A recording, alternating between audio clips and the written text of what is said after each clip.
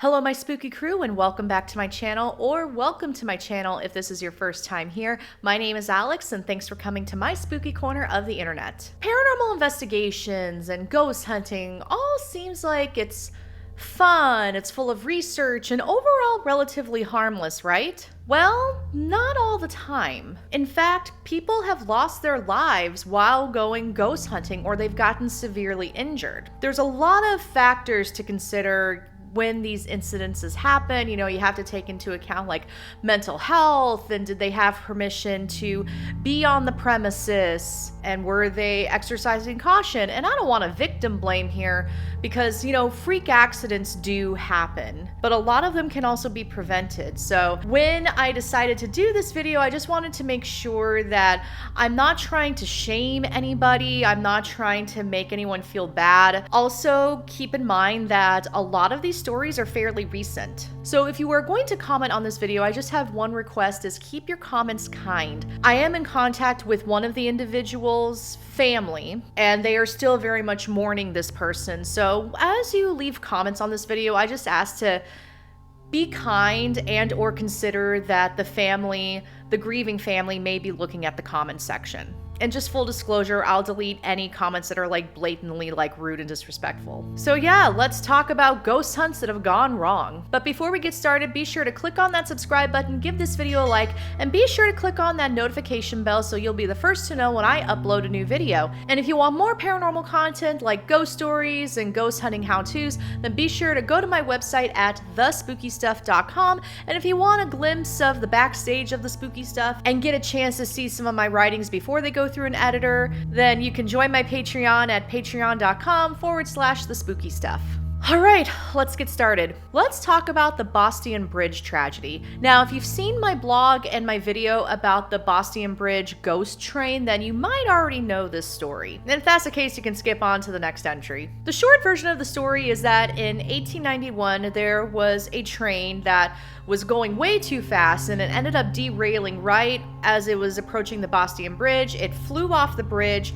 Lots of people lost their lives, and essentially the ghost story is that every year on its anniversary, the ghost train appears on the Bostian Bridge, and you can hear it and you can see the ghost light. There's a lot more to it. This is just the high-level version. 29-year-old Christopher Kaiser and his friends were on the train tracks on the bridge, and they were hoping to get a glimpse of the ghost train. And since it was 2010, it would have been the 119th anniversary of the crash. But what the group might not have considered, is that the Bostian Bridge is still an active railroad. So when a train turned the corner at around 2:45 a.m. and the group saw the light from the train, they initially thought that it was a light from the ghost train. And they stood there and they watched it for a couple seconds, and unfortunately that caused them to lose precious time to get to safety. They finally realized that the light from the train was not coming from a ghost train, but indeed a real train, so they were all running to safety on the track. There was about 10 to 12 people in this group, and all of them except 2 to 3 made it without injury and without hiccup. Christopher Kaiser and his girlfriend were running on the track, and he actually pushed her off the bridge, and she fell about 30 to 40 feet into the trestle. She was severely injured, like broken bones and everything, and she had to be airlifted to the hospital, but she survived. Sadly, Christopher Kaiser was not so lucky, and he was struck by the train and unalived. So this lesson, the moral of the story is, if you're gonna be going ghost hunting on railroad tracks, make sure that it's not an active railroad. And I've also read that railroad tracks are essentially private property, so it's just be safe, just don't do it. The next story is the Buffalo Central Terminal accident, and this one took place in August of 2021. 35-year-old Rachel Miller and her male companion were essentially trespassing at the Central Terminal in Buffalo, New York. She and the other guy were on the premises when they weren't supposed to, and she was walking on the substation roof when she fell through the floor and landed 20 feet below. She survived. Thankfully, she survived, and she ended up with a broken shoulder blade, 4 broken ribs, and a punctured lung. What kind of drives me crazy about this particular story is that there are official tours of the Central Terminal or the Buffalo Central Terminal. So you can have an official tour that's safe and will give you the tools that you need to go around the building without getting hurt. And if you're going to do something like this, please don't trespass, by the way. This video is not going to endorse trespassing.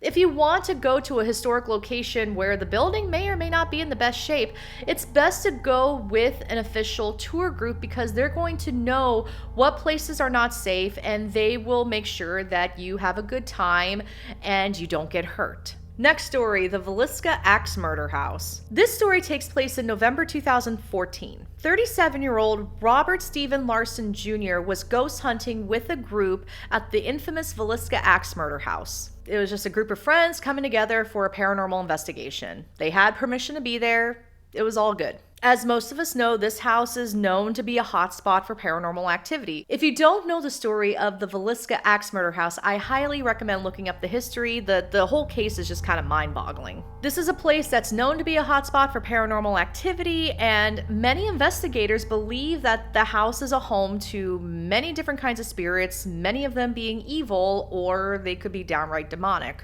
I have opinions on that. Another topic for another time. While Larson was inside of the house by himself, the rest of the group was outside. He called for help on the two-way radio. And when his friends got inside, I think he was in, I want to say he was in the north bedroom. They found him with a self-inflicted stab wound on his chest. In his chest. In. And this happened around 12:45 a.m., which is the time that is believed to be the same time that the axe murders happened in 1912, which is very spooky. So the group calls 911 and Larson is taken to a nearby hospital, but then he has to be airlifted to a larger hospital in Omaha.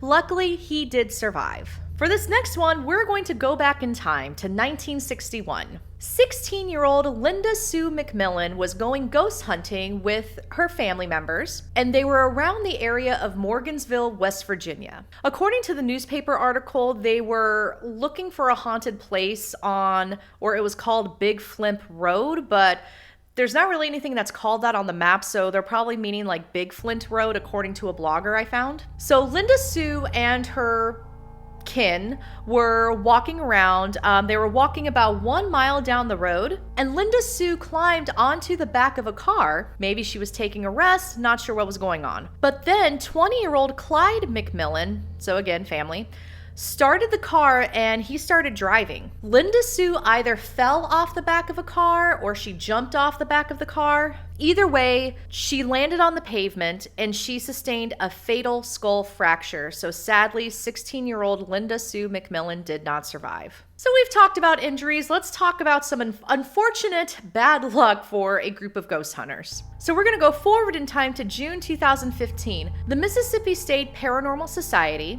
were doing a ghost hunt at Coon Memorial State Hospital. The abandoned hospital was well known to be haunted, as well as having ties to Civil War history. While the group was conducting their investigation, they stumbled upon the body of 69-year-old Sharon Wilson.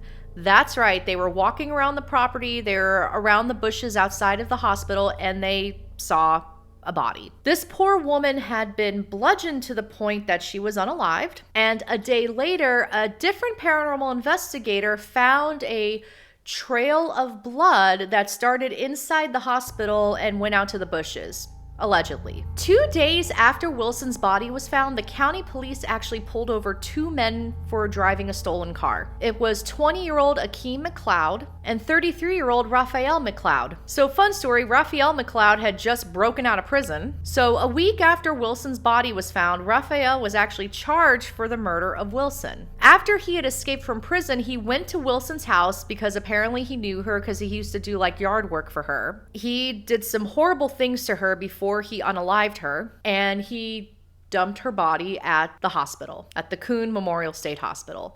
And this next part's kind of ethically disgusting. After it was known that Wilson's body was found at the hospital, paranormal investigators were coming in droves trying to contact Wilson's spirit. Not okay. All right, here's another one from West Virginia. So we're gonna go back a couple years to August 2013. A truck full of young people Literally, it was a truck full of young people, hooligans. A truck full of young people were ghost hunting around an area called Booger Hole in Clay County, West Virginia. The truck was speeding. The driver may or may not have been using marijuana. There was marijuana found in the truck. The truck overturned and it rolled over 17-year-old Kara Conley. I did find a few articles that said she was 18, but the overall consensus on Find a Grave is that she was 17.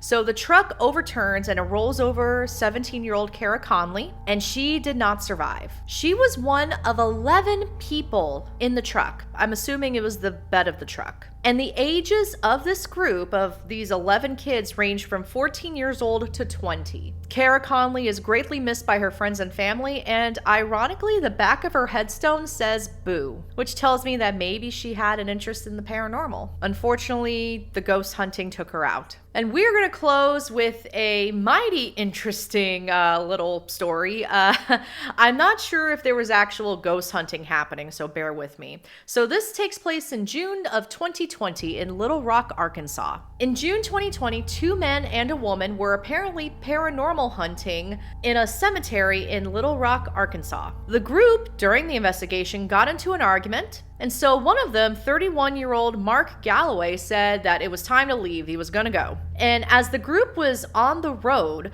the woman started freaking out, saying that she couldn't breathe and she was actually trying to take the keys out of the ignition while Galloway was driving. And Galloway was basically saying like, no, we're not going to stop. And then the guy in the back seat was also trying to get Galloway to stop the car, and apparently Galloway got out his knife and started stabbing the guy in the back seat, getting him in the thigh and the torso. And I guess the arrests and the police arrived at the motel they were staying at. Just given the nature of this case, I'm not sure, because I've also seen Galloway's mugshot.